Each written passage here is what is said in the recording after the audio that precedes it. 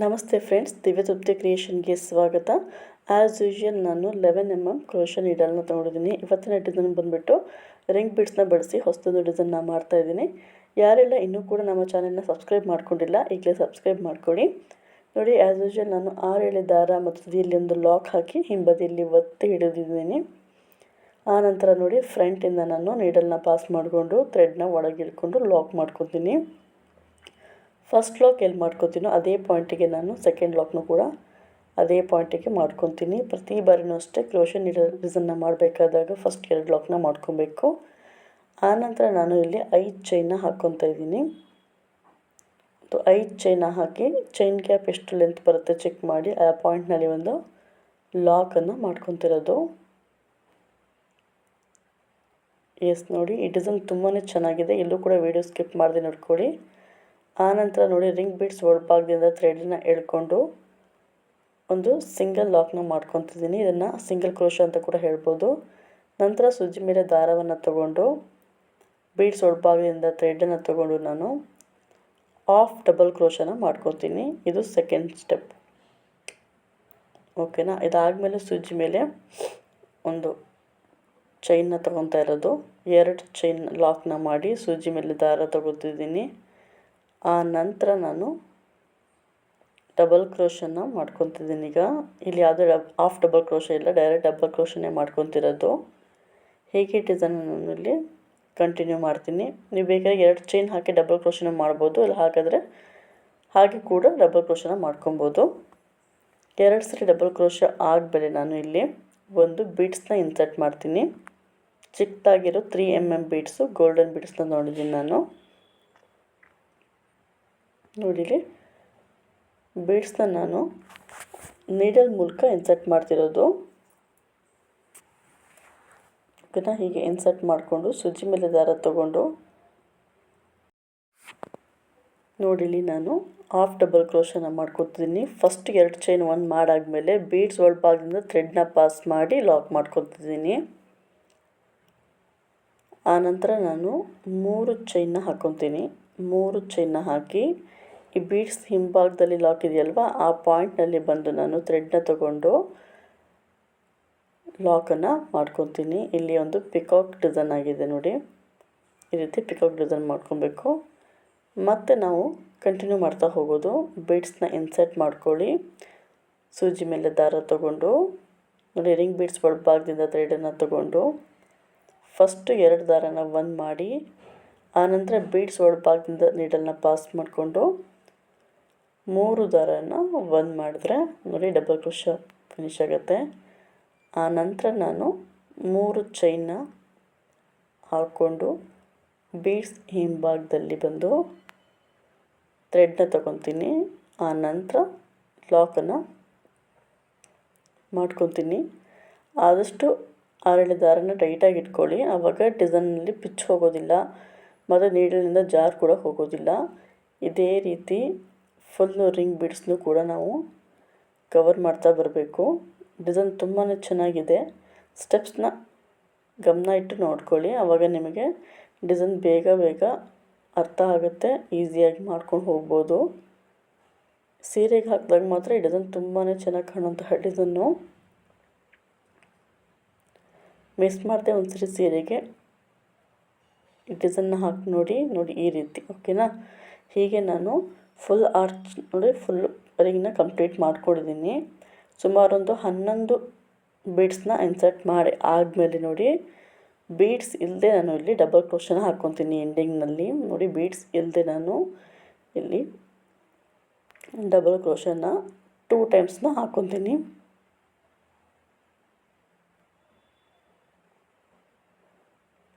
ನೋಡಿ, ಇದರ 2 ಟೈಮ್ಸ್ ಹಾಕ್ಕೊಬೇಕು. ಈ ರೀತಿ 2 ಟೈಮ್ಸ್ ಹಾಕ್ಕೊಂಡಾದಮೇಲೆ ನೋಡಿ, ಗ್ಯಾಪ್ನ ಚೆಕ್ ಮಾಡಿಕೊಂಡು ಆ ಗ್ಯಾಪ್ ಎಲ್ಲಿಗೆ ಬರುತ್ತೆ ನೋಡಿಕೊಂಡು ಆ ನಂತರ ಒಂದು ಲಾಕನ್ನು ಮಾಡ್ಕೊಬೇಕು. ನೋಡಿ, ಈ ರೀತಿ ಒಂದು ಲಾಕನ್ನ ಮಾಡ್ಕೊಳ್ಳಿ.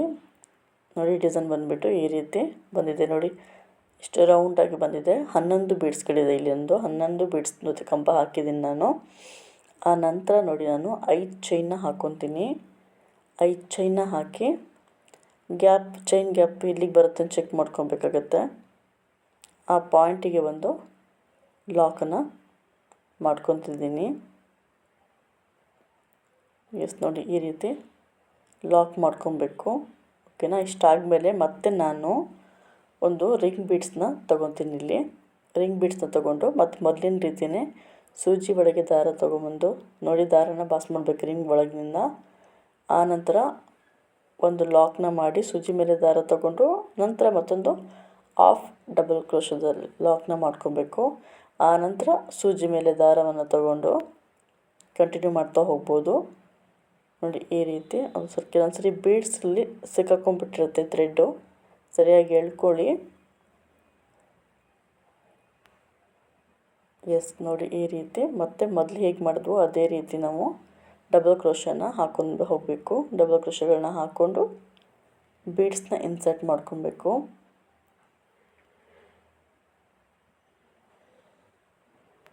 ಈ ಮೊದಲಿಗೆ ಯಾವ ರೀತಿ ಬೀಡ್ಸ್ನ ನಾವು ಹೇಗೆ ಕ್ರೋಶ ಮಾಡಿದ್ನೋ ಅದೇ ರೀತಿಯೇ ಏರಿಂಗ್ನು ಕೂಡ ಮಾಡ್ಕೊಂಡು ಹೋಗಬೇಕು. ಇಡೀ ಡಿಸೈನ್ ಕೂಡ ಅಷ್ಟೇ ಇದೇ ರೀತಿಯೇ ಬರುತ್ತೆ. ಕೆಲವೊಂದು ಕುಚ್ಚು ಕಟ್ಟೋದಕ್ಕೆ ಸ್ವಲ್ಪ ಗ್ಯಾಪ್ನ ಬಿಟ್ಕೊತೀನಿ, ಅದು ನಿಮಗೆ ಮುಂದಿನ ಭಾಗದಲ್ಲಿ ಕಾಣುತ್ತೆ. ನೋಡಿ ಈ ರೀತಿ. ಓಕೆನಾ. ವಿಡಿಯೋ ಏನಾದರೂ ಫಾಸ್ಟ್ ಅಂತ ಅನಿಸಿದ್ರೆ ಸೆಟ್ಟಿಂಗ್ನಲ್ಲಿ ಹೋಗಿ ಸ್ವಲ್ಪ ಸ್ಲೋ ಮಾಡಿ ನೋಡ್ಕೊಳ್ಳಿ.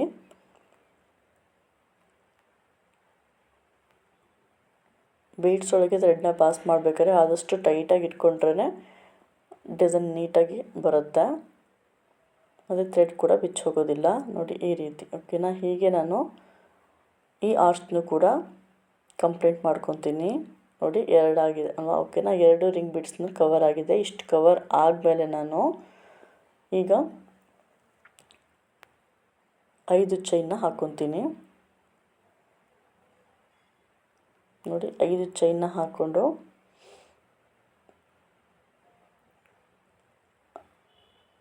ಸರಿಯಾಗಿ ಕೌಂಟ್ ಮಾಡ್ಕೊಳ್ಳಿ. 5 ಚೈನ್ನ ಹಾಕಿ ಮತ್ತೆ ಒಂದು ಲಾಕನ್ನು ಮಾಡ್ಕೊತೀನಿ ನಾನು. ಚೈನ್ನ ಲಾಕ್ ಮಾಡಬೇಕಾದಾಗ ಲೆಂತನ್ನು ಕರೆಕ್ಟಾಗಿ ಗಮನ ಇಟ್ಟು ನೋಡ್ಕೊಳ್ಳಿ, ಇಲ್ಲಾಂದರೆ ಸೀರೆಯಲ್ಲಿ ಸುಕ್ಕಾಗುತ್ತೆ ಡಿಸೈನ್ ಕೂಡ. ಲಾಕ್ ಮಾಡಬೇಕಾದಾಗ ಕರೆಕ್ಟಾಗಿ ಲೆಂತ್ 5 ಚೈನಿಗೆ ಇದೆಯಾ ಅನ್ನೋ ಚೆಕ್ ಮಾಡಿ ಲಾಕ್ ಮಾಡ್ಕೊತಾ ಬನ್ನಿ. ನೋಡಿ ಈಗ ಮತ್ತೆ ನಾನು 5 ಚೈನಿಗೆ ಮತ್ತೊಂದು ಗ್ಯಾಪ್ ಲಾಕ್ನ ಮಾಡ್ಕೊತಿದ್ದೀನಿ. ಇಲ್ಲಿ ನಾನು 5 ಚೈನಿಗೆ ಲಾಕ್ನ ಮಾಡ್ಕೊತೀನಿ. ನೋಡಿ ಫಸ್ಟಿಗೆ ನೋಡಿ ಇಲ್ಲಿ ನಾನು 5 ಚೈನಿಗೆ ಲಾಕ್ನ ಮಾಡ್ಕೊಂಡಿದ್ದೀನಿ. ಫಸ್ಟಿಗೆ ಮಾತ್ರ 2 ನಾನು ರಿಂಗ್ ಬೀಡ್ಸ್ನ ಇನ್ಸರ್ಟ್ ಮಾಡಿ ಲಾಕ್ನ ಮಾಡ್ಕೊಂಡಿದ್ದೀನಿ.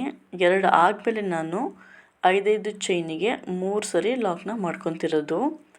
ನೋಡಿ ಈ ರೀತಿ ಬರುತ್ತೆ ಡಿಸೈನು. ಇಷ್ಟು ಆದಮೇಲೆ ನಾನು ರಿಂಗ್ ಬೀಡ್ಸ್ನ ಇನ್ಸರ್ಟ್ ಮಾಡಿಕೊಂಡು ಡಿಸೈನ್ನ ಕಂಟಿನ್ಯೂ ಮಾಡ್ತಿದ್ದೀನಿ.